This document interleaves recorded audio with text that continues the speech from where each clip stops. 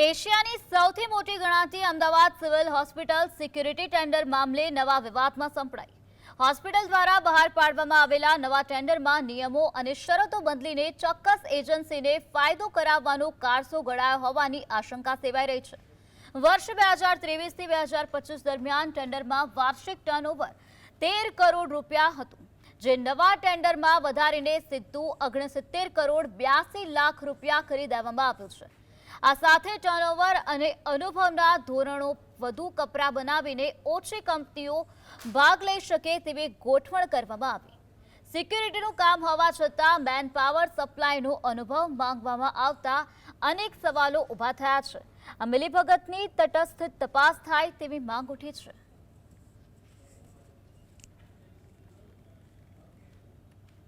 પરંતુ ફરીથી એ બાબત પર ભાર મૂકીશ કે પ્રી બીડ એટલા માટે જ રાખવામાં આવે છે જેથી કરીને કોઈ પણ વ્યક્તિ એને ભર્યું છે કે નથી ભર્યું ઇરિસ્પેક્ટિવ ઓફ ધેટ કોઈ પણ વ્યક્તિ આવીને કમિટી સમક્ષ બેસી શકે છે અને એના કન્સર્ન કહી શકે છે. પરંતુ ફરીથી આગ્રહ રાખીશ કે 9 લોકો અલગ અલગ લોકો આવેલા અને એમાંથી કોઈને પણ ટેન્ડર બાબતમાં કોઈ પણ ક્વેશ્ચન નહોતો.